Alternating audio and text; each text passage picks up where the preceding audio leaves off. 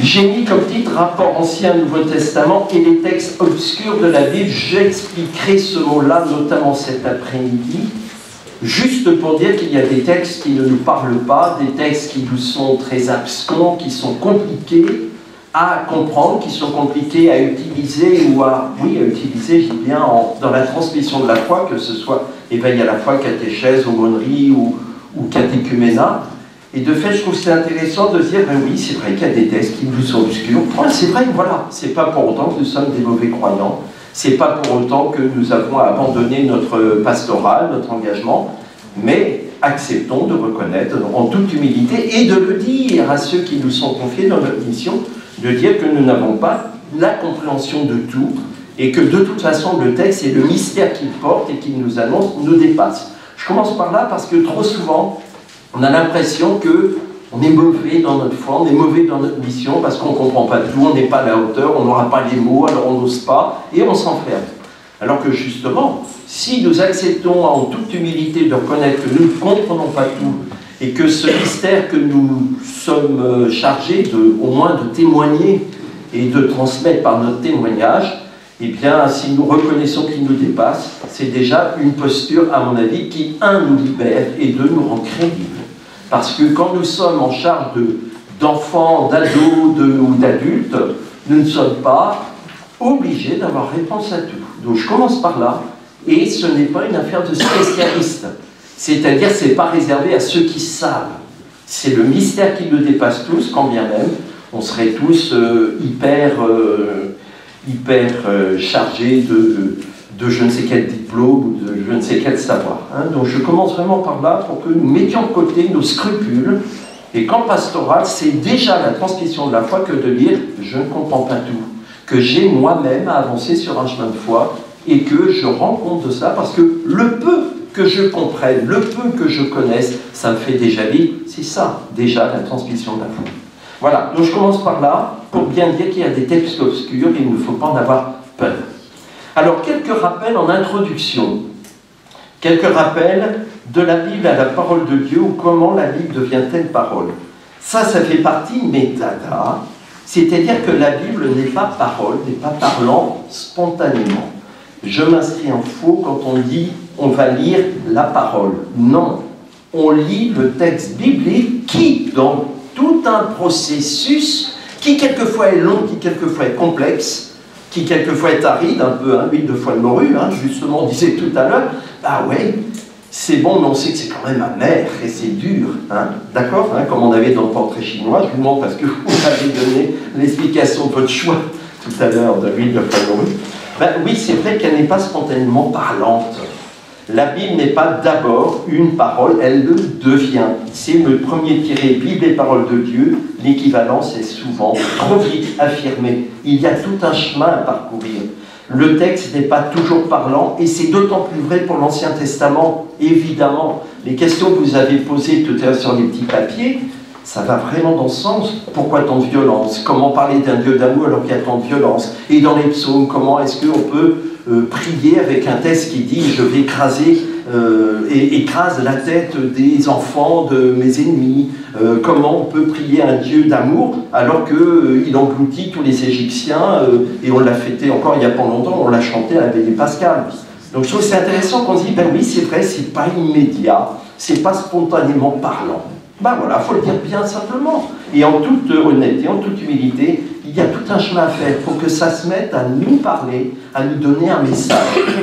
Voilà, Bible et parole de Dieu. D'ailleurs, dans la liturgie, c'est ce que je mets dans le deuxième tiré, il y a des contradictions de notre langage.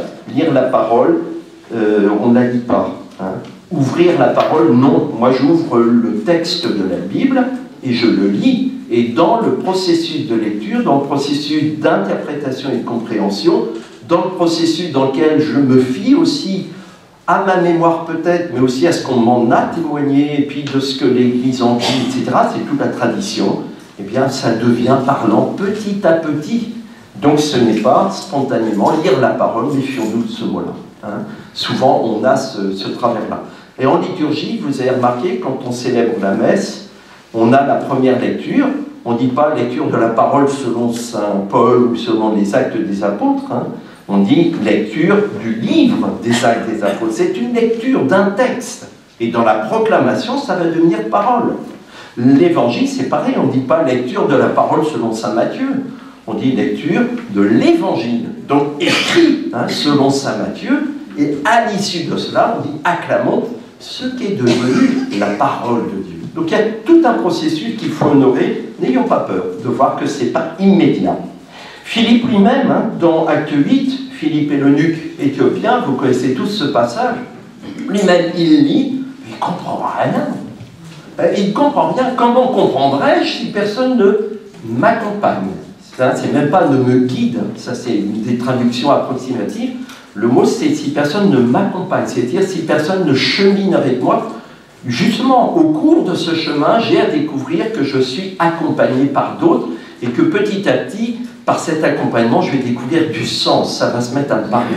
Donc n'ayons pas peur, on n'est pas meilleur que l'eunuque éthiopien, on n'est pas meilleur que lui, on a beau lire, on ne comprend pas spontanément. C'est même écrit dans la Bible, donc pas de scrupules.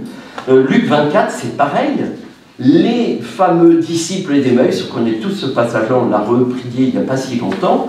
C'est intéressant de se dire qu'ils avaient beau savoir, ils n'ont pas compris. En plus, l'événement les a complètement déstabilisés dans leur foi. Et Jésus a dû reprendre toute l'explication de toutes les Écritures, tout ce qui le concernait, et vous notez en même temps que l'Ancien Testament le concerne. Tout ce qui le concernait, depuis Moïse, en passant par les psaumes, les prophètes, tout ce qui le concernait. Donc ça veut dire que l'ensemble de la Bible concerne le Christ. On a là une clé de compréhension du lien entre Ancien et Nouveau Testament. Il n'y a pas de texte d'Ancien Testament qui ne nous évoque à nous, chrétiens, le Christ. C'est ça que nous dit ces deux passages. Ensuite, tiré suivant, la Bible n'est pas une réserve ou un réservoir de recettes toutes faites. Faisons attention. Trop souvent, on prend le texte biblique en se disant « Tiens, je vais aller chercher la réponse que j'attends ». Alors on attend de trouver la bonne réponse, réponse, la seule qui convienne juste au moment où j'en ai besoin. Ça ne marche pas comme ça. C'est-à-dire qu'il n'y a pas un rapport d'immédiateté avec le texte biblique. C'est tout un cheminement et je dois me laisser nourrir, porter par ces textes qui, petit à petit, on se met à me parler. Donc méfions-nous d'un rapport beaucoup trop immédiat où je vais aller puiser dans la Bible ce que j'espère y trouver tout de suite. Je suis à peu près sûr que si j'ai cette posture-là de départ, je ne vais pas m'ouvrir à ce qui va devenir une parole. Le Seigneur avait peut-être autre chose à me dire que ce que j'attendais trouver dans le texte.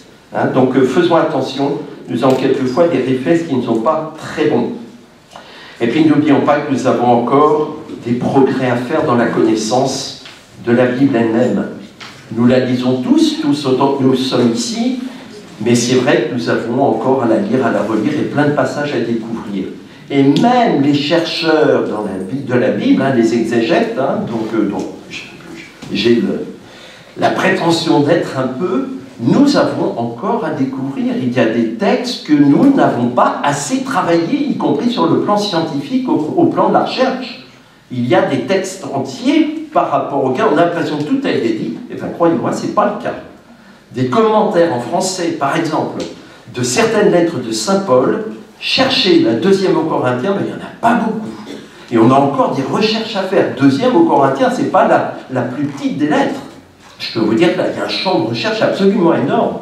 Il y a des thèses qui sont soutenues régulièrement donc là je parle du côté de recherche, il y a encore des thèses qui sortent, croyez-moi, il y a largement de quoi travailler encore. Donc n'ayons pas peur et ne considérons pas qu'on a fait le tour de la question. C'est un lieu, un centre de recherche, non seulement sur le plan scientifique, mais aussi sur le plan de la foi. Donc c'est une véritable dynamique dans laquelle je vous invite à entrer aujourd'hui. Et puis le christianisme n'est pas une religion du livre, je vous rappelle, c'est une religion de la parole. C'est pas tout de le dire, encore faut-il le vivre. C'est-à-dire que je n'attends pas du texte une réponse toute faite. C'est une religion de la parole. Je reconnais donc, et je dois rendre compte de cela à ceux que je suis chargé d'accompagner, dont l'Église m'a confié la mission, je ne dois pas leur vendre l'idée qu'ils vont trouver des réponses toutes faites dans le texte biblique. Je leur indique qu'il y a un mauvais chemin si j'ai cette attitude-là. Et si je commence à paniquer quand ils me posent une question à laquelle je ne peux pas répondre sur tel texte biblique, je ne suis pas un bon accompagnateur. Alors je ne vous jette pas la pierre, parce que moi ça m'arrive aussi. On est tous dans le même bateau. Mais essayons de lutter contre cette tentation de dire je dois absolument montrer la religion du livre, il faut respecter ce texte à la lettre près. Non, non, non, nous ne sommes pas dans le littéralisme ni le fondamentalisme. Certains posaient la question, j'ai eu une question tout à l'heure, la différence, quel lien pourrions-nous faire, il faudrait faire entre le texte biblique, notamment l'Ancien Testament, et le Coran, et les religions d'Orient, je crois. Ben oui, c'est une des grandes différences avec le Coran. Le texte biblique, nous n'avons pas à le prendre au pied de la lettre. Il faut le lire entre les lignes, ça c'est clair, il faut le regarder de très très près, mais après nous avons un chemin à parcourir pour qu'il se mette à nous parler. Ce n'est pas le Coran qu'il faut lire au pied de la lettre à la virgule près. Non, nous avons à l'interpréter, et c'est dans ce chemin d'interprétation que se dit une parole. Attention, quand je dis interprétation, ça ne veut pas dire élucubration. Interprétation, c'est tout un chemin d'analyse, de lecture, de prière, d'écoute intérieure, d'écoute extérieure, ce que l'Église m'en dit, etc. C'est ça l'interprétation. D'accord? Grande différence avec d'autres approches, d'autres livres sur lesquels sont fondées une des religions. Et puis, dernier point que je voulais, non, avant-dernier, la sacramentalité de la parole de Dieu.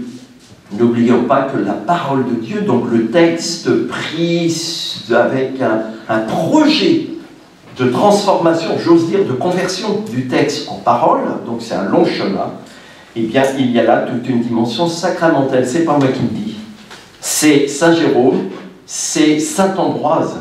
Je vous donne juste ces deux petites citations. Vous connaissez tous de Saint Jérôme, ignorer les Écritures, c'est ignorer le Christ. Ben oui, je ne peux pas prétendre connaître le Christ ou avoir une intimité avec le Christ si je ne passe pas par ma confrontation à l'Écriture. Ensuite, l'Évangile est le corps du Christ. Est-ce que vous mesurez la force de cette phrase? C'est du Saint Jérôme, c'est pas moi. Et Benoît XVI l'a cité noir sur blanc dans l'exhortation apostolique Verbum Domini. Vous savez ce document qu'il a écrit à l'issue du synode sur la parole de Dieu.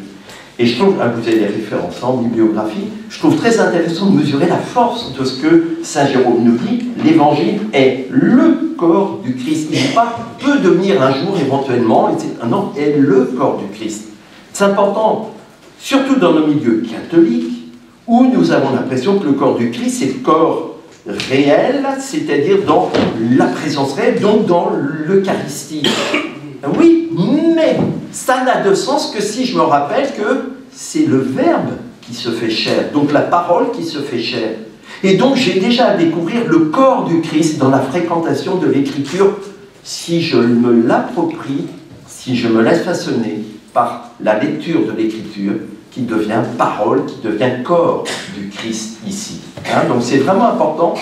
Moi j'ai coutume de dire que, étant exégète, vous comprenez bien que je travaille le texte biblique quand même très souvent, et que de fait c'est une de mes passions et j'y consacre beaucoup de temps. Je dis toujours, quand je travaille le texte biblique, y compris au plan scientifique, y compris au plan technique, eh bien je fais de l'adoration. J'adore le corps du Christ quand je travaille le texte biblique. Allons jusque-là. Il y a une dimension sacramentelle dans la lecture du texte biblique, à condition que cette lecture soit vraiment une lecture au sens plein du terme. Et puis, saint Ambroise qui va jusqu'à dire le corps du Fils est l'Écriture qui nous est transmise. Le corps du Fils est l'Écriture qui nous est transmise. Vous voyez, c'est pas que Saint Jérôme qui a sorti ça de façon comme ça, une fois pour toutes. Non, non, non. C'est vraiment une tendance de fond dans notre tradition d'Église de reconnaître que le corps du Christ est bel et bien l'Écriture. Donc, nous sommes en présence du Christ lui-même quand nous travaillons le texte biblique. Donc, ça va loin quand même. C'est une dimension sacramentelle de la parole qui nous est donnée. Donc, la posture à avoir par rapport à la Bible, c'est une posture, d'abord, une posture de prudence, une posture qui nous invite à prendre la mesure de ce que représente le texte biblique et l'enjeu de cette fréquentation du texte biblique. Quand on se coltine, j'aime bien ce mot-là, c'est pas très beau, mais tant pis, quand on se coltine un texte biblique, c'est-à-dire je vais me battre avec lui parce qu'il y a des passages qui résistent, je ne comprends pas tout, et puis il y a même des choses qui dérangent dans ma foi, de fait, je dois absolument prendre à bras-le-corps ce texte pour que, de fait, je puisse découvrir qu'il y a autre chose qui m'attend au terme de ce chemin. C'est pour ça, c'est une véritable posture, l'acte de lecture. Je ne lis pas le texte biblique comme je lis un article de journal ou comme je lis une bande dessinée, ou comme je lis une histoire, une petite histoire qui m'informe sur ça c'est bon pour les encyclopédies. Non, non, là il se joue autre chose. Quand je travaille le texte biblique, je parle de travail. Il y a donc une nécessaire interprétation. Il y a un travail du texte biblique à faire, même si ça paraît scolaire au début, avec crayon, et puis je souligne, j'entoure des mots, etc. Et ça va se mettre à me parler. Donc il y a un travail à faire dans les deux sens du terme. Je travaille le texte pour que je puisse me laisser ensuite travailler par la parole. Je travaille le texte, le travail du texte biblique, il est au service du travail en moi de la parole. Et c'est comme ça que je me laisse façonner par la parole. Comme un souffle fragile, ta parole se donne, comme un vase d'argile, ton amour nous façonne. Voilà, c'est l'amour de Dieu qui me façonne au fur et à mesure que je travaille ce texte biblique. C'est ça son double enjeu. Alors, j'en viens quand même au mon premier point. Le rapport Ancien et Nouveau Testament. Je préférais faire cette longue introduction parce que, une fois qu'on a bien ça en tête, alors on est prêt à entrer dans le vif, et c'est vif, dans le vif du sujet. Le rapport Ancien, Nouveau Testament, ou Nouveau Testament, Ancien Testament, quelle cohérence, quelle fécondité. Oui, nous sommes gênés. Et en introduction, c'est vrai, je vous l'ai dit, il faut être honnête, nous avons des préjugés et nous avons des expériences, pas toujours constructives, pas toujours positives, de la fréquentation de l'Ancien Testament. Oui, il ne faut pas tourner autour du pot. D'autant plus que dans notre tradition catholique d'Église, l'Ancien Testament, on l'a quelquefois laissé de côté. C'était vrai, a fortiori, avant Vatican II, où de fait, même en liturgie, l'Ancien Testament était quand même bien souvent absent.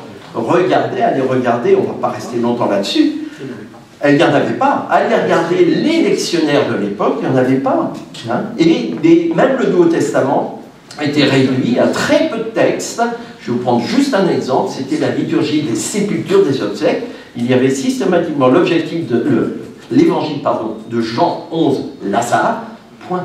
C'est tout. Autrement, il n'y avait pas cette ouverture à d'abord très peu de textes du Nouveau Testament et quasiment pas de l'Ancien Testament. Je dis quasiment pas parce qu'il y avait quand même les psaumes. Il y avait très du psaume, mais même pas le psaume. Voilà, il n'y avait pas le psaume. Voilà. Donc c'est intéressant de se dire qu'on vient de loin.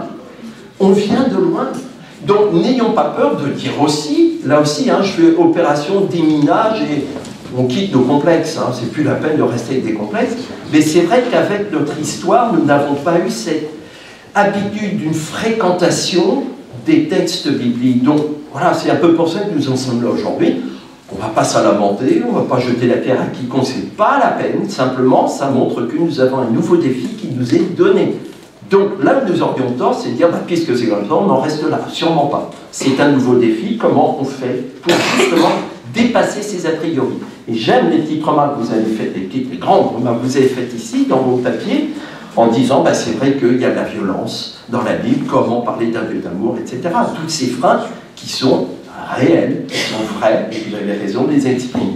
Alors, c'est une vraie question, parce que rien que dans l'expression, regardez bien, on dit Ancien Testament, vous savez comme moi, que quelquefois, on corrige en disant Premier Testament.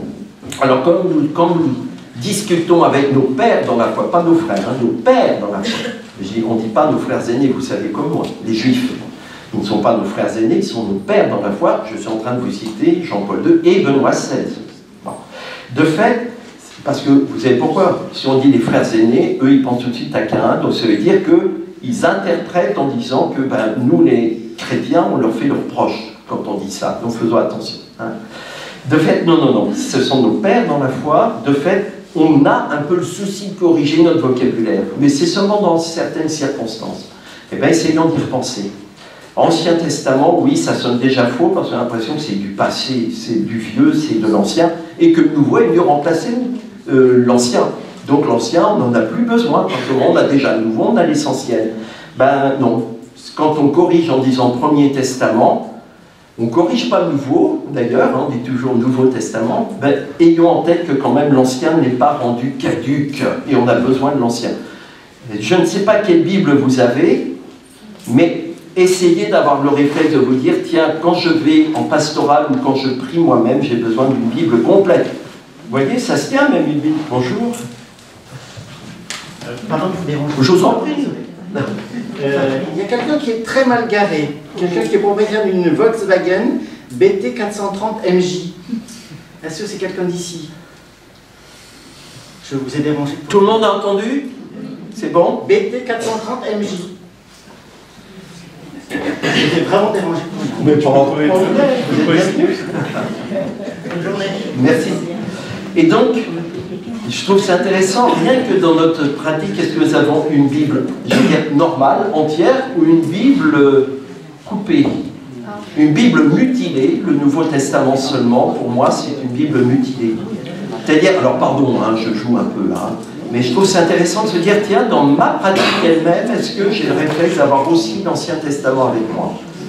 Parce que c'est vrai qu'on a plus souvent recours au Nouveau, mais attention, on a besoin aussi de l'Ancien, hein, de l'Ancien Testament ou du Premier Testament. Donc voilà, et quelles sont mes résistances à lire l'Ancien? Ce serait intéressant que nous posions la question d'emblée. Quelles sont vraiment mes résistances? Est-ce que c'est parce que je ne connais pas? Est-ce que c'est parce qu'il y a une expérience négative, etc. Essayons peut-être de relire un peu notre attitude, hein, notre posture par rapport à l'Ancien. Ensuite, deuxième point, le canon des Écritures. Ce n'est pas pour rien que nous avons l'Ancien et le Nouveau Testament qui forment le canon complet de l'Écriture. Quand on dit canon, c'est la règle. C'est la règle, c'est-à-dire ce sur quoi on peut réguler notre foi et appuyer notre foi. Hein, donc n'ayons pas peur de voir le côté positif du canon. Ça c'est pareil, ça fait partie des vocabulaires, du jargon théologique ou ecclésial qui n'a pas toujours bonne presse. Hein. Le canon, on a souvent l'idée que l'Église a décrété, donc ça nous enferme, etc. Alors que c'est beaucoup plus constructif que ça. C'est ce que l'Église a identifié. À partir de quoi? De quels critères? À partir du constat qui a été fait à un moment donné de son histoire de l'Église, du constat des livres utilisés par les communautés. Donc c'est du pragmatisme. Quand il s'est agi de découvrir, de repérer les livres qui font vivre les communautés, les livres qui ont été retenus par les communautés, eh bien, de fait, on a repéré les livres qui sont là. Et donc, c'est cette liste-là qui a donné le canon. Mais ce n'est pas l'Église, avec 3-4 personnes enfermées dans une pièce au Vatican, qui ont décrété d'autorité, ex abrupto. Je trouve que c'est important de se redire ça. Et c'est comme cela que certains textes ont été mis en dehors du texte biblique, certains livres ont été mis en dehors du texte biblique, parce que n'avaient pas été retenus par les communautés. Les communautés, les ayant utilisés, au bout d'un moment, les ont rejetés. Parce qu'elles se sont rendues compte que ça les menait sur un mauvais chemin de foi. C'est ça qu'on appelle les apocryphes. Mais les textes sont publiés, ils ne sont pas cachés. Arrêtons de dire que l'Église cache des textes. Ça ne tient pas du tout, puisqu'ils sont en libre accès dans toutes les bonnes librairies, et même sur Internet, vous pouvez en télécharger. L'évangile de Pierre, l'évangile de Thomas, l'évangile, etc., etc. Donc arrêtons de dire que ce sont des livres qui sont cachés. Non, ils sont complètement publiés. Simplement, l'Église, l'autorité de l'Église reconnaissant, constatant que certaines communautés les ont mises de côté parce que ça ne les aidait pas sur leur chemin de foi, à un moment donné, l'Église a dit ceux-là ne font pas partie des règles sur lesquelles on peut s'appuyer pour nourrir notre foi dans nos communautés, dans notre vie de croyant. C'est comme ça que s'est fait le phénomène de canon, de canonisation. Alors après, il y a des différences, il y a des textes, des livres qui sont discutés, on n'est pas tout à fait d'accord avec nos frères protestants, avec nos frères orthodoxes, qu'importe. Mais je trouve que c'est intéressant de noter un peu ce qu'est le canon. Et donc dans le canon, là où je veux en venir, c'est que nous avons bien Ancien et Nouveau Testament. Et qu'il ne s'agit pas de dire le canon, c'est seulement le Nouveau Testament. C'est clair que nous avons les deux. Dans l'histoire de l'Église, il est arrivé que nous passions l'Ancien Testament. Dès les premiers siècles de l'Église, on a essayé, constatant justement ce que vous avez dit tout à l'heure dans vos papiers, Ancien Testament, en gros, un Dieu violent. En gros, Nouveau Testament, un Dieu d'amour. Bon, ben, on exclut l'Ancien, on va se contenter du Nouveau. Eh bien, très vite, nous nous sommes rendus compte, les communautés se sont rendues compte qu'on ne pouvait pas fonctionner avec seulement le Nouveau, parce que de fait, ça laisse entendre, vous laissez induire L'idée qu'il y a deux dieux différents, un dieu violent et un dieu d'amour. Ça s'appelle quoi? Ça s'appelle une hérésie. Et je vais vous donner le nom qui s'appelle Marcion. C'est du marcionisme qui consiste à dire il y a le Dieu de l'Ancien et le Dieu du Nouveau Testament. Ça ne tient pas. Donc, attention, quand nous avons en pastoral l'attitude qui consiste à dire bon, je laisse de côté l'Ancien Testament parce que je ne suis pas trop à l'aise, parce que ceci, pas cela, vous n'avez pas l'intention de faire une hérésie, bien sûr. Mais ce faisant, vous êtes sur le chemin, vous induisez un chemin qui conduit à l'hérésie. Et donc, c'est tromper les personnes qui nous sont confiées en pastoral que de leur dire quand on emploie du nouveau, ça ira bien. Eh ben non, on a besoin de l'ancien, on a besoin des deux, absolument. Voilà. À la Réforme, donc par le débat interne dans les églises chrétiennes, ces questions ont rejailli, ont ressurgi, et c'est vrai qu'on a mieux compris, de par ce débat interne, pas toujours paisible d'ailleurs, on a repris conscience de l'importance de l'articulation entre Ancien et Nouveau Testament, et il faut du temps, et donc à Vatican II, vous savez comme moi, maintenant, nous avons quand même accès à beaucoup de textes de l'Ancien Testament. Encore une fois, on a vécu la veillée pascale il n'y a pas longtemps, c'est intéressant de voir, il y a plus de textes de l'Ancien Testament que du Nouveau. Ils ont 2 textes de l'Ancien Testament, alors que nous avons beaucoup de lectures de l'Ancien, plus le psaume, donc c'est pareil. Voilà, donc entrons dans cette dynamique, on redécouvre la logique de l'articulation entre Ancien et Nouveau Testament. Ça va?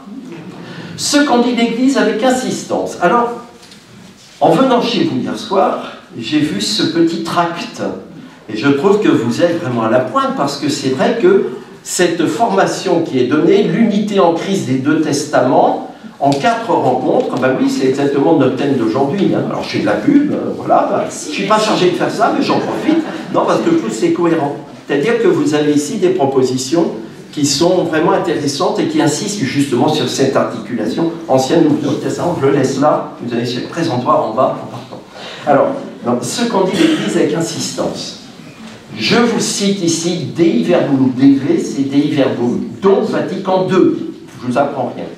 Inspirateur et auteur des livres de l'un et l'autre testament, Dieu les a en effet sagement disposés, de telle sorte que le nouveau soit caché dans l'ancien. Mesurez bien, le Nouveau Testament est caché dans l'ancien. Donc ça veut dire que quand on lit l'ancien, nous sommes invités à allez, je vais prendre un mot, scruter, débusquer en quoi l'Ancien Testament me révèle déjà le nouveau.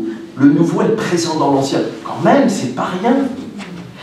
Je poursuis la citation, et que dans le Nouveau Testament, l'Ancien soit dévoilé. Ah, ça veut dire que je ne peux pas lire le Nouveau Testament sans avoir la référence à l'Ancien d'abord. On va prendre plein d'exemples de textes au cours de mes topos, puis tout à l'heure dans vos ateliers, où de fait nous allons jongler. Justement, entre Ancien et Nouveau Testament, on a besoin de l'Ancien pour comprendre le Nouveau. C'est vraiment important. Alors voilà, car même si le Christ a fondé dans son sang la nouvelle alliance, néanmoins les livres de l'Ancien Testament, intégralement repris dans le message évangélique, on va loin, hein, acquièrent et manifestent leur complète signification dans le Nouveau Testament, auquel ils apportent en retour lumière et explication. Vous voyez bien, cette phrase, moi je trouve que ces phrases sont extrêmement claires et extrêmement éclairantes pour nous. Dei Verbum, au numéro 4, exprime cette relation, et là j'utilise les 2 mots, continuité et accomplissement. Après avoir à bien des reprises et de bien des manières parlé par les prophètes, Dieu, en ces jours qui sont les derniers, nous a parlé par son Fils. Il a envoyé en effet son Fils, le Verbe éternel. Verbe éternel. Verbe, verbum, parole. Donc ça veut dire que cette parole, elle n'a pas commencé en l'an 0, ou -4, -6, qu'importe. C'est-à-dire au moment de la venue de Jésus sur la terre. C'est une parole toujours éternelle. Même parole qui, à un moment, s'est incarnée en Jésus. Mais c'est la même parole entre Ancien et Nouveau Testament. Hein. Verbe éternel. Qui éclaire tous les hommes pour qu'il demeurera parmi eux et leur fit connaître les profondeurs de Dieu. Voilà. Donc c'est intéressant de se voir que Dieu parle autant dans l'Ancien que dans le Nouveau, mais selon des modalités différentes. Il vient accomplir, donner la pleine lumière sur sa parole dans le Nouveau. Mais elle était déjà présente dans l'Ancien. Nous avons à découvrir l'importance d'une lecture canonique de l'Écriture, c'est-à-dire Ancien et Nouveau Testament. Et je ne peux pas lire le Nouveau sans l'Ancien et inversement. Près de 30 ans après la publication de Vatican II, Dei Verbum, la commission biblique pontificale précisait « L'approche canonique interprète chaque texte biblique à la lumière du canon des Écritures, c'est-à-dire de la Bible en tant que reçue comme norme de foi, comme repère, comme point d'appui, par une communauté de croyants. Elle cherche à situer chaque texte à l'intérieur du dessein, du projet de Dieu, dans le but d'aboutir à une actualisation de l'Écriture pour notre temps. Actualisation. Donc, quand on lit l'Ancien Testament, première réaction, en quoi j'ai à accueillir une parole, un message de Dieu, et comment je peux l'actualiser. C'est ça ma préoccupation. Je poursuis, elle réagit avec raison contre la valorisation exagérée de ce qui est supposé être originel et primitif, comme si cela seul était authentique. Ben oui, c'est pas parce que c'est Ancien Testament que c'était authentique, originel, etc. L'écriture inspirée est bien l'écriture telle que l'Église l'a reconnue comme règle de foi. On peut insister soit sur la forme finale dans laquelle se trouve actuellement chacun des livres, soit sur l'ensemble qu'il constitue comme canon. Un livre ne devient biblique qu'à la lumière du canon tout entier. C'est-à-dire que j'ai à découvrir les lignes de force, le fil rouge qui se dit dans toute la Bible, et il y en a, et c'est ce que je vais vous proposer de voir dans le point 2. Est-ce que ça va jusque-là? Vous n'apprenez rien, hein? Parce que tout ça, vous le savez, hein? J'ai l'impression de répéter de temps en temps. Ça vaut le coup de se le redire. Donc justement, quel est ce fil rouge? Eh bien, rappelons-nous, la notion d'histoire du salut, la notion d'histoire de l'Alliance nous permet de comprendre quelle est la cohérence entre Ancien et Nouveau Testament, du début à la fin de la Bible. Eh bien d'abord, Dieu nous dit son projet, le dessein de Dieu, le projet de Dieu. Un projet qui se dit du début à la fin. Ça surtout, je voudrais que vous gardiez ça dans votre cœur. De la Genèse à l'Apocalypse, donc du premier au dernier livre de la Bible, nous avons une très belle inclusion. Quand je dis inclusion, ça veut dire qu'on a des éléments au début qu'on retrouve exactement à la fin. Eh bien, c'est vrai. Au début, on a les récits de création. Création 7 jours, et puis création dans le jardin. Le jardin qui est un jardin qui est qualifié comment? Jardin d'Éden. Éden, c'est pas un paradis d'abord, même si après on a traduit ça par paradis. C'est un jardin. Un jardin qui est situé sur la terre, je vous rappelle. Situé sur la terre, si vous relisez Genèse 2, c'est pas un jardin hypothétique. On nous dit précisément, c'est entre Tigre, Euphrate, Gihon et Pishon. Donc ça veut dire, regarde ta carte, toi lecteur, c'est la Mésopotamie, c'est sur terre que ce récit est situé. Donc n'allons pas dire que c'est un récit seulement mythologique. Non, c'est un récit qui dans la Bible se veut ancré concrètement. J'aborde la question que vous avez mentionnée dans vos petits papiers. Qu'est-ce qui est la vérité? Qu'est-ce qui dit de vrai dans la Bible? Ben de fait, à partir de récits qui empruntent à des mythologies de l'époque, le texte biblique veut ancrer dans l'histoire et dans la réalité concrète des humains ce qui nous en est dit. C'est en Mésopotamie que ce récit se situe. C'est un jardin luxuriant, il y a tout pour vivre heureux. C'est ce que veut dire le mot Éden en hébreu. Et qu'est-ce qu'on nous dit? Que Dieu donne tout ce qu'il faut à l'homme pour qu'il vive heureux. Il donne le jardin, il donne la mission de cultiver, de garder le jardin. Il donne la mission de recevoir des aides qui lui soient accordées, tous les êtres vivants, tous les animaux. Et puis, comme ça ne suffit pas, pour qu'il ne soit pas seul, il lui donne la femme. D'accord? Alors après, féminisme ou pas, certains vont dire mais c'est pas bien, c'est du machisme, que la femme soit créée après. J'entre pas dans des débats pour l'instant. D'accord?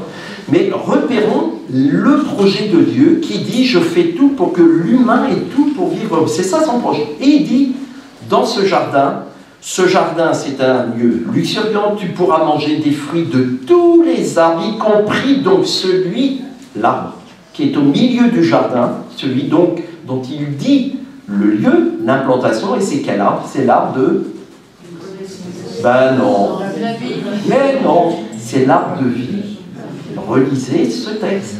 C'est l'arbre de vie, c'est-à-dire que l'homme a accès à la source de vie et de vie éternelle. Il n'y a qu'un arbre sur lequel il dit « Ah, celui-là ne lui touche pas ». Il ne lui dit même pas où il est. C'est l'arbre de la connaissance du bien et du mal. Mais il y a deux arbres différents.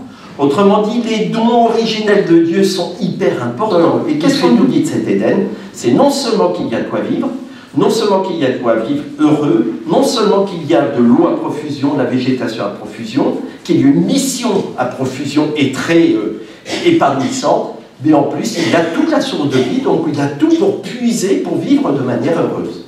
On nous dit en plus que c'est un lieu qui est un lieu de richesse, puisqu'il y a des pierres précieuses. Allez regarder, hein, il y a de l'onyx et plein d'autres pierres. Bon. Donc, libre accès à la vie, à la source de vie, à l'arbre de vie.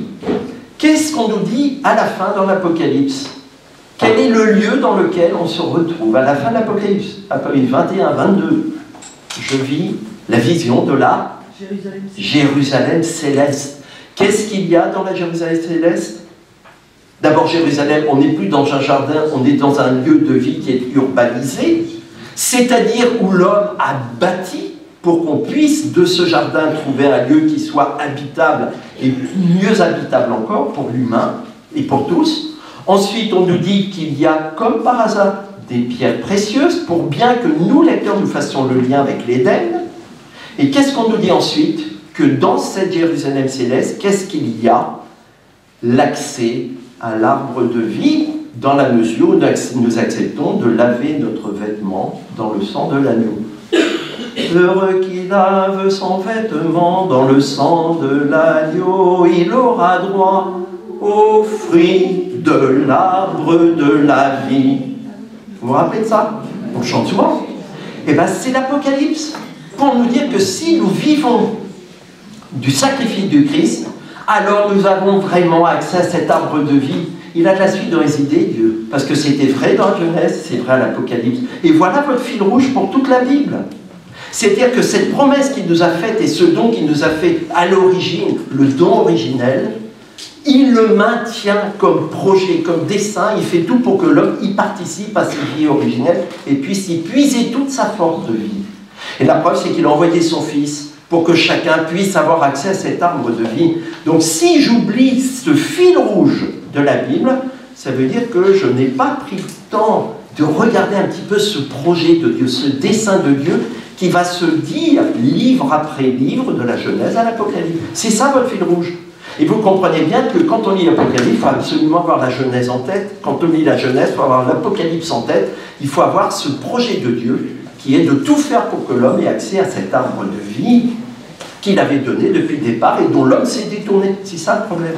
C'est que l'homme n'a pas perçu ce projet, ne s'est pas adapté à ce projet, n'a pas accueilli cette alliance. C'est pour ça que Dieu fait alliance en disant, écoute, dès que je te laisse de côté, tu te laisses tenter par le mal, par le serpent, bah de fait, je vais faire alliance avec toi pour essayer de te, dans une démarche pédagogique, de t'éduquer, de t'accompagner sur le chemin de l'arbre de vie, justement.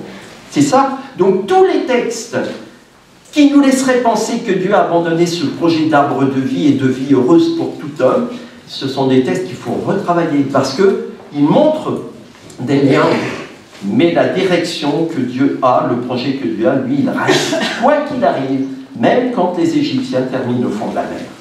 Voilà, hein, donc gardons bien ça comme le grand fil rouge, la grande inclusion. C'est ce qu'on appelle le salut. Dieu mène, donc je suis toujours au point 2, Dieu mène son projet jusqu'à son terme, quoi qu'il arrive. C'est la clé de lecture et le fil rouge de toute la Bible, sauf que l'homme n'accueille pas, refuse et se détourne de ce projet. C'est ce qu'on appelle l'histoire du salut. Ce n'est pas les histoires saintes.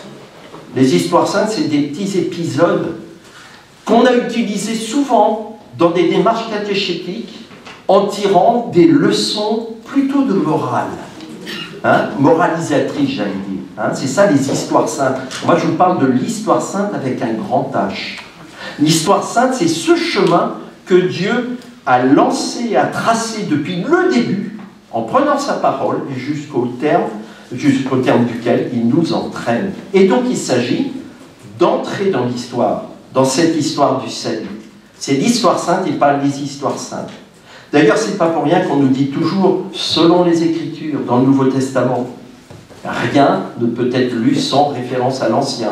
Les pèlerins d'Emmaüs, je vous l'ai dit tout à l'heure, hein, le baptême de l'eunuque, il est en train de lire Isaïe, hein, donc il lit bien l'Ancien Testament. Et cette histoire du salut, elle est mise dans des récits. Ce projet de Dieu, en fait, il est toujours à découvrir à travers les moindres récits que nous lisons dans la Bible. Donc voilà, hein, la clé de compréhension. Alors, je passe au point suivant, l'alliance, n'oublions pas qu'elle est nouvelle et éternelle. Quand on le dit à l'Eucharistie, vous vous rendez compte qu'il y a d'une certaine manière une contradiction, voire une tension féconde. L'alliance, le sang de l'alliance nouvelle et éternelle. Si elle est nouvelle, elle n'est pas éternelle.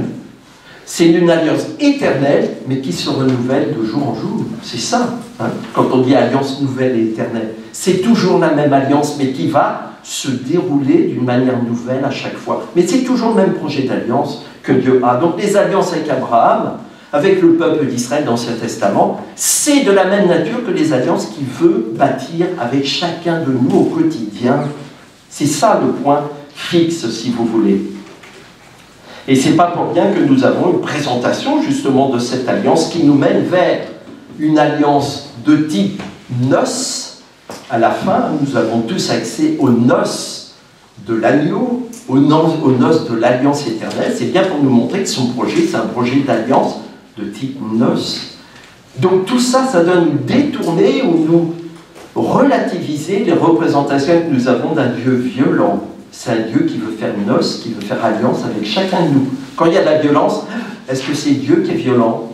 Ou pourquoi utilise-t-il de la violence alors que son projet, ce sont les noces et l'alliance, une alliance de vie avec chacun de nous? D'accord? Acceptons cette tension pour voir comment ces textes viennent, non pas détruire le projet de Dieu, mais nous obliger à peut-être analyser tel ou tel point de façon plus précise.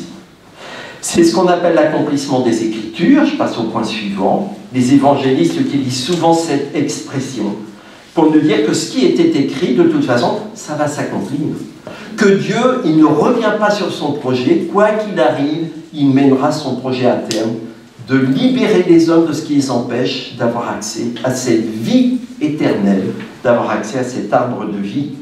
En Matthieu 5, par exemple, nous avons plein de citations d'accomplissement. Vous savez, le discours sur la montagne, c'est « Vous avez appris qu'il a été dit ceci, cela, eh bien moi je vous dis ». Mais c'est toujours pour préciser un peu plus, chaque fois un peu plus, le projet de Dieu, c'est toujours ce même projet. Tous les textes, Ancien comme Nouveau Testament, doivent être lus avec cette clé lecture du projet d'alliance avec chacun de nous et de l'accès à l'arbre de vie dont nous nous sommes détournés, dont l'humain s'est détourné dès le récit de la Genèse. C'est ça, hein, si vous voulez, une clé de lecture très importante.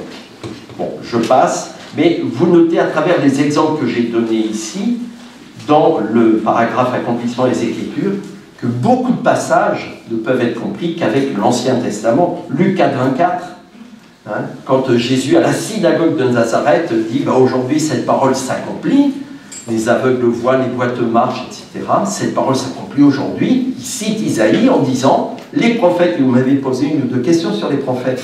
Les prophètes sont là comme porteurs. Un prophète, c'est celui qui porte la parole, c'est un porte-parole de Dieu. C'est le porte-voix, le prophète. C'est pas celui qui voit dans la boule de cristal, c'est celui qui porte la parole. Et donc cette parole, c'est que Dieu s'engage à ce que ceux qui ne voient pas, les aveugles, voient.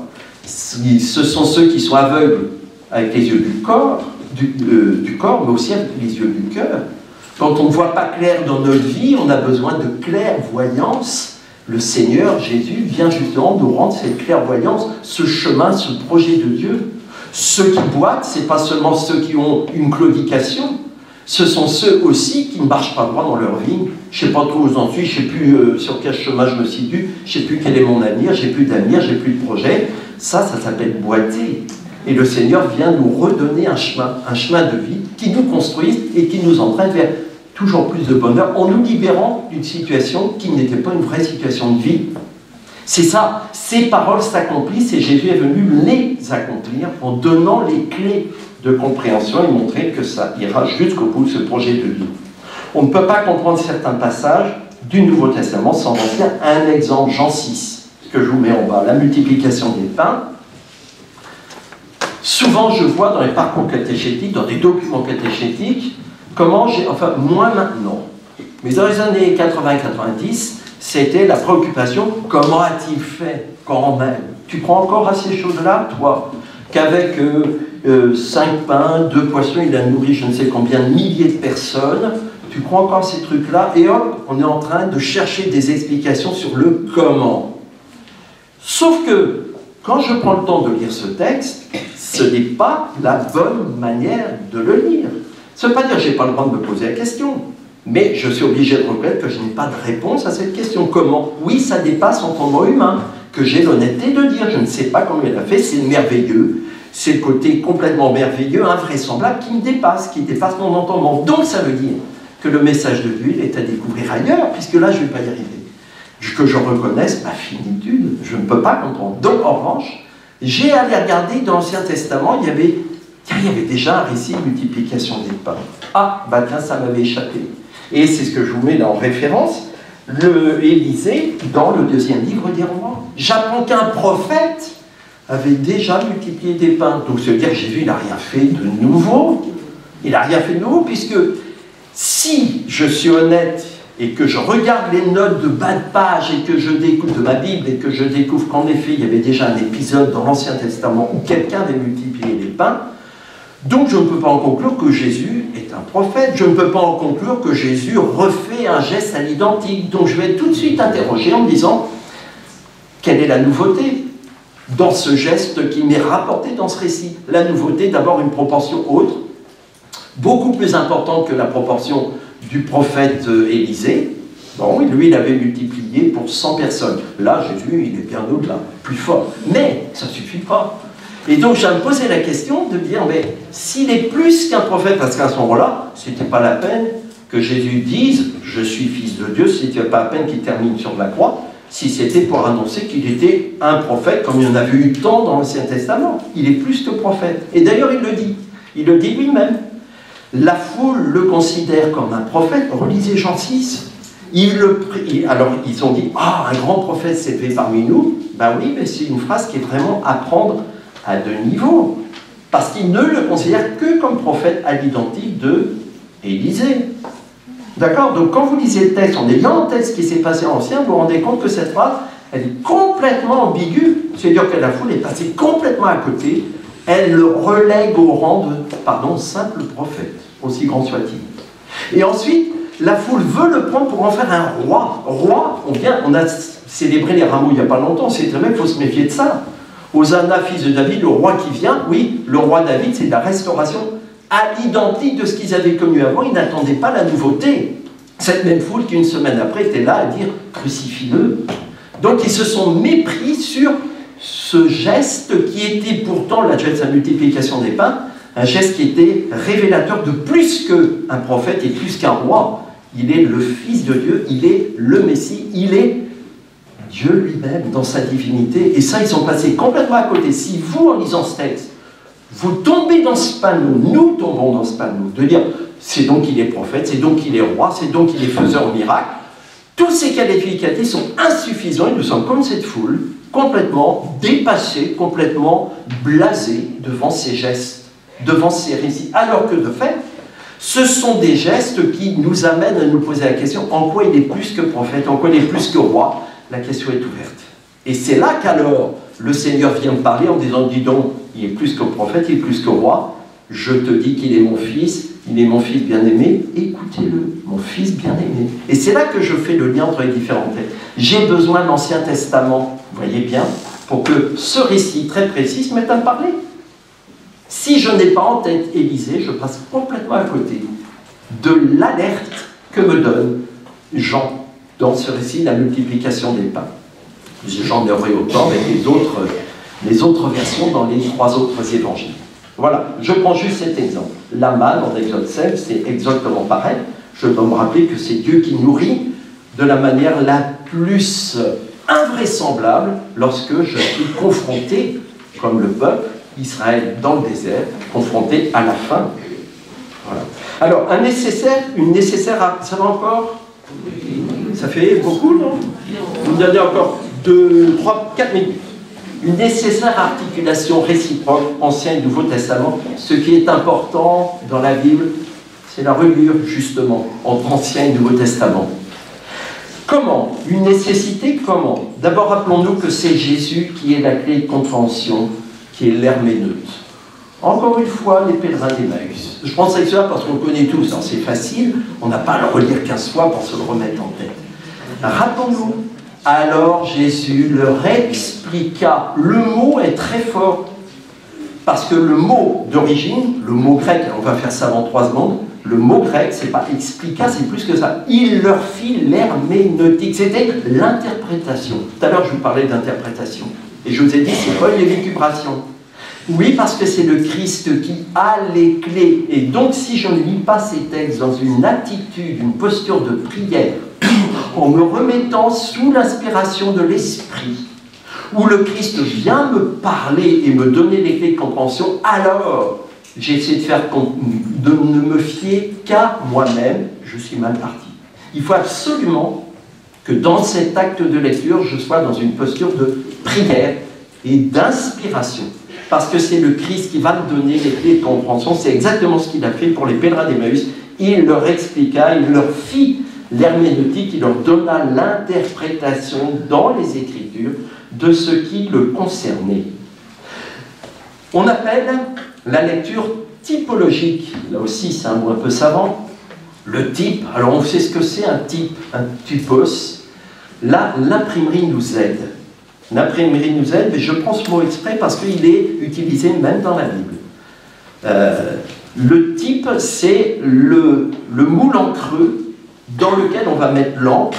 Ceux qui ont en tête un peu l'imprimerie, on met l'encre dedans et c'est ça qui va permettre d'imprimer. C'est-à-dire que le moule, il ne sert à rien s'il n'a pas dedans le contenu de l'encre, ce qui va marquer. Mais il faut la marque, il faut le moule derrière, en dessous. Eh bien, c'est un peu comme ça. L'Ancien Testament, il est comme un moule qui attend de fait d'être rempli justement par le Christ lui-même. Et c'est ça qu'on appelle la lecture typologique. Vous avez des éléments dans l'Ancien Testament qu'on ne peut comprendre que dans le Nouveau. Un exemple. Vous allez travailler tout à l'heure, nous entendrons tout à l'heure le conte d'Exode 14, un conte biblique à partir d'Exode 14. Exode 14, le passage de la mer séparé, on l'a en tête de façon récente, la veillée pascale. Le relisez 1 Corinthiens 10, je vous l'ai mis la référence, 1 Corinthiens 10, Paul le dit très clairement, il dit, le peuple, quand il a passé la mer, il a vécu un baptême. Il le dit explicitement. Et en plus, il dit, le rocher qui suivait le peuple dans les épreuves du désert, c'était un rocher spirituel. Ce rocher spirituel, donc sur lequel Moïse a frappé avec son bâton pour faire couler de l'eau, et sauver le peuple de l'épreuve de la soif, donc espérant de salut, de libération de cette épreuve concrète. Et bien ce rocher spirituel, Paul nous dit, 1 Corinthiens 10, verset 4, ce rocher spirituel, c'était qui? C'était le Christ. Alors ça, je suis sûr, des passages comme ça, on saute allègrement dessus. Alors qu'en fait, on a une clé de compréhension qui nous aide à nous dire, bah, tiens, après tout, dans les deux sens, hein, quand je lis Exode 14, je dois me rappeler que c'est l'acte de naissance du peuple et que même s'il traverse à pied sec, il traverse quand même au milieu de la mer. Et donc c'est comme un baptême, il est plongé pour sortir de l'eau. Baptême, à la limite, le mot, il nous piège, parce qu'on dit toujours plonger. Oui, plonger pour mieux sortir de l'épreuve, d'un lieu où on ne peut pas vivre en apnée. Et donc c'est intéressant de se dire, ben oui, il est là pour nous tirer de cette épreuve de la traversée de la mer, comme il l'a fait pour le peuple hébreu, il l'a fait dans l'histoire du peuple hébreu, ça veut dire qu'il le fait dans l'histoire de chacun de nous, puisque c'est un baptême. Et moi, baptisé, je dois me rappeler que le Seigneur est là, pour qu'à chaque épreuve où j'ai l'impression d'être submergé, le mot est choisi, pas au hasard, exprès. Je suis submergé par ce qui m'arrive. J'ai l'impression de ne plus pouvoir prendre souffle. Non, non, non, le Seigneur est là pour me faire traverser. Si j'accepte de me fier à lui, à sa parole, c'est pas si évident. Et donc, cette expérience de la traversée d'Exode 14, ça devient typologique, ça devient prototype de chacune des étapes de ma vie où à chaque fois j'ai l'impression d'être submergé, le Seigneur vient me faire traverser à pied sec à condition que je lui fasse confiance. Il en fallait la confiance pour traverser. Le peuple, au début, il n'a pas vu que c'était ouvert. Il a commencé comme ça à plonger. Bon. Et inversement, Quand je lis, quand je me rappelle de mon baptême, rappelons-nous quand on célèbre des baptêmes, rappelons-nous que le lien avec l'expérience de libération, il est toujours à faire. Le Seigneur qui te donne le baptême, toi qui accueilles le baptême, il veut te libérer de tout ce qui t'entrave dans ta vie. Crois-le sur parole, rappelle-toi de ça toute ta vie, parce que baptisé, tu es sauvé, tu seras à chaque fois, si tu te fies à la parole du Seigneur. Et donc les deux sont alliés, voyez bien, ancien, nouveau, nouveau, ancien, les deux c'est clair, et ce ne sont pas des paroles en l'air, qu'on ne vienne pas dire que Dieu c'est des promesses, des paroles en l'air. Ça c'est peut-être une différence avec des religions justement d'Orient, hein, je reviens, je pense à vos papiers, hein. Ce ne sont pas des paroles, ce ne sont pas des promesses en l'air, non, il l'a montré effectivement dans l'histoire des hommes, concrètement, il intervient dans l'histoire, il s'est engagé dans l'histoire, ce ne sont pas des paroles en l'air. Donc tu as des raisons de croire, sur parole et dans les faits qui sont attestés, de croire que le Seigneur, il tiendra parole aussi pour toi, chaque fois que tu t'es submergé ou tu as sentiment d'être submergé. Vous voyez, je trouve que c'est important de se rappeler de ça. Même libération quand on parle de la transfiguration. Transfiguration, dans la version de Luc, pas les autres, la version de Luc, de quoi Jésus, dans la nuit, parlait-il avec Moïse et Élie? Alors on dit toujours c'est la loi, les prophètes, on est tout contents de sortir ça, oui, mais de quoi parlait-il? Vous voyez, Luc seul nous dit le contenu de leur échange. Ah, vous voyez qu'on ne connaît pas assez les textes en fait, hein. Je suis mon petit salon, pardon, mais vous voyez, je trouve que c'est intéressant de se dire j'ai toujours à découvrir du neuf. Luc nous donne un détail que les autres ne donnent pas. Il parlait de son départ, disent certaines traductions. Or, le mot c'est de son exodos, de son exode. Ça veut dire que Jésus, parlant dans la nuit à la transfiguration avec Moïse et Élie, dont la loi et les prophètes, la Torah et les prophètes, je reviendrai sur le mot Torah cet après-midi, je trouve c'est intéressant de dire, tiens, il parlait de son exode, c'est-à-dire le chemin vers Jérusalem, sa montée vers Jérusalem où elle va vivre sa passion, le passage par le tombeau et la sortie du tombeau, c'est comme un exode. C'est-à-dire que tout le chemin d'exode dans l'Ancien Testament est comme récapitulé dans l'expérience pascale de Jésus-Christ. C'est ça que nous apprend le récit de la Transfiguration.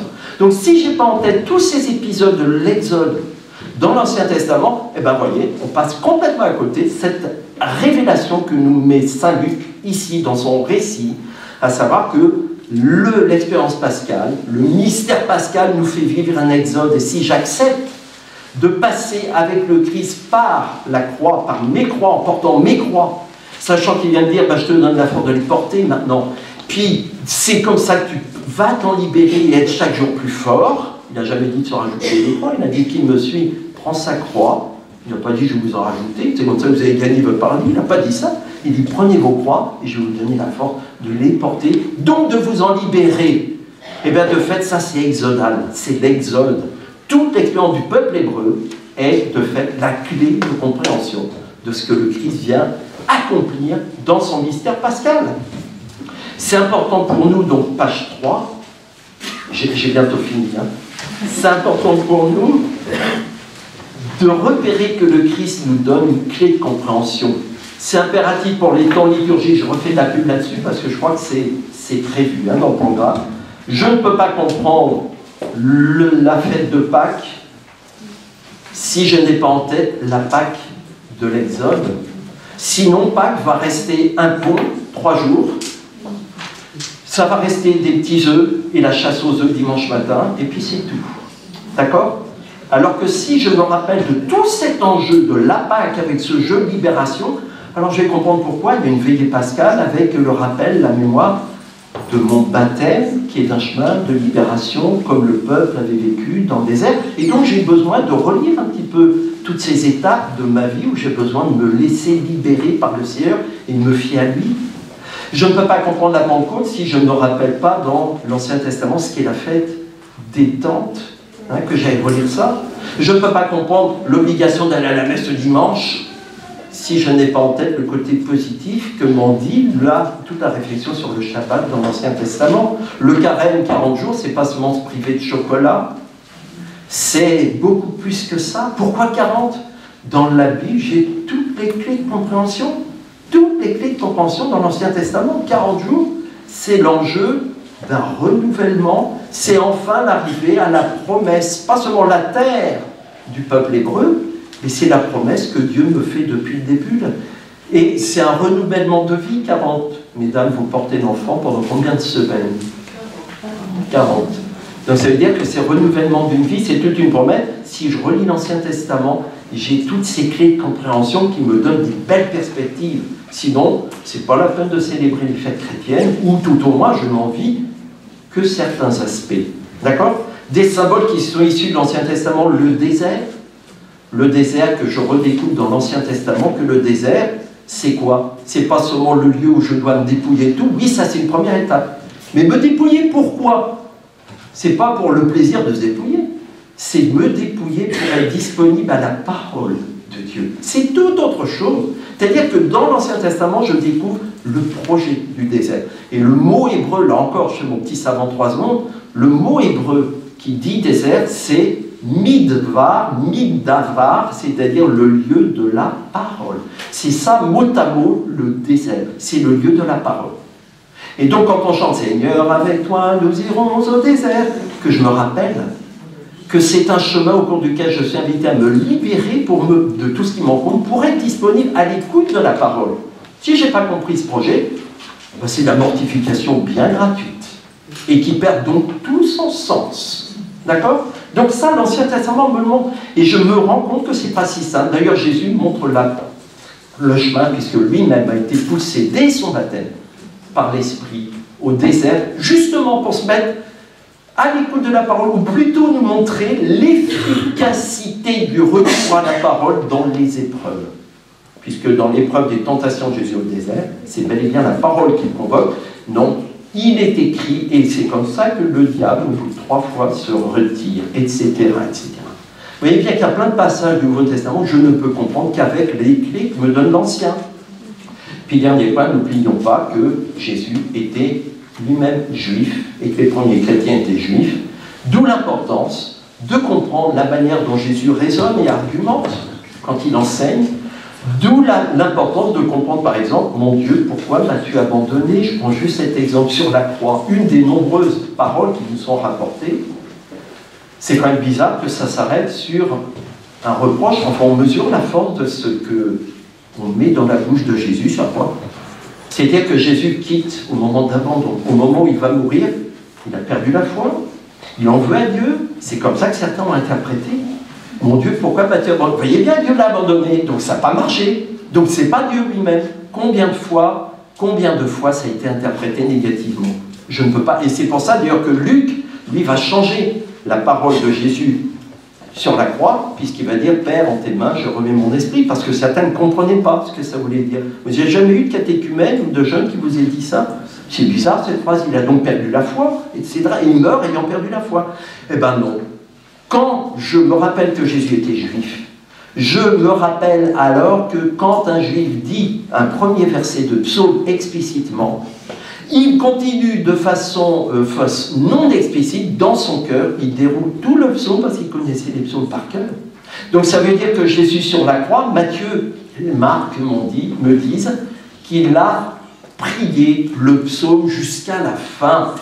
Ça commence par « Pourquoi m'as-tu abandonné ?» et « Je t'en veux Dieu parce que voilà, je suis tout seul dans l'épreuve. » Et parce qu'il crie contre Dieu, alors ça l'ouvre à la prière. « Mais tu m'as répondu », vous regarderez le verset 22 de ce psaume, 21-22, et à la fin, alors toutes les générations te rendront gloire. C'est-à-dire que quand il est en train de nous dire que dans l'épreuve, nous avons le droit dans la prière de crier contre Dieu. Arrêtons de dire que la prière, c'est que, mon petit Jésus, une prière doucereuse. La prière, c'est aussi faire des reproches à Dieu. Il vaut mieux adresser nos reproches et nos révoltes à Dieu. Et on en a tous des révoltes, on a tous de la violence. Dieu est là, qui se propose à accueillir nos cris de révolte, d'incompréhension. Il vaut mieux l'adresser à lui parce qu'on sait que Dieu va convertir ces cris d'incompréhension et de révolte. Il vaut mieux l'adresser à lui qu'à l'adresser à notre voisin en lui donnant un coup de poing. Ou en lui donnant une parole de violence, ou un mot de violence. Mais, justement, ce psaume vient nous dire que quand je crie dans la prière, et à partir du moment où je m'adresse à Dieu, de toute façon c'est une prière, de toute façon le fait de déverser ma violence sur Dieu, cela m'amène à m'apaiser et à pouvoir dire, tu me réponds, tu m'as répondu, alors je te rends grâce, je te rends gloire et je témoigne de cela. C'est ça le mouvement de la prière que Jésus a vécu sur la croix. Si je n'ai pas l'Ancien Testament, pour comprendre cela, je passe à côté de cet enseignement que Jésus me donne en commençant le psaume. Pourquoi m'as-tu abandonné, Père, etc., etc. Voyez, conclusion, simplement, je crois que nous avons beaucoup attiré dans une attitude de curiosité. D'abord pour nous laisser interpeller. Quand je termine juste sur cet exemple de le cri de Jésus en croix. Pourquoi m'as-tu abandonné? Soyons curieux et osons interpeller le texte biblique. Et soyons curieux en disant, mais oui, c'est quand même pas normal qu'il termine sur un cri de reproche à Dieu. J'espère que ça vous gêne. Et si ça nous gêne, si on est interpellé par ça, alors on va chercher à aller plus loin. Et c'est là que les Bibles, si elles sont bien faites, elles ont des notes qui vont nous guider. Et c'est là que se fait le travail du texte biblique, de telle sorte que ce qui demande à devenir une parole, l'opération s'opère, et ça vient me travailler. Moi-même, comment est-ce que je prie? Est-ce que dans ma prière, j'ose présenter à Dieu mes cris, mes révoltes, mes incompréhensions? Vous voyez bien, j'ai besoin de l'Ancien Testament pour que le Nouveau me parle.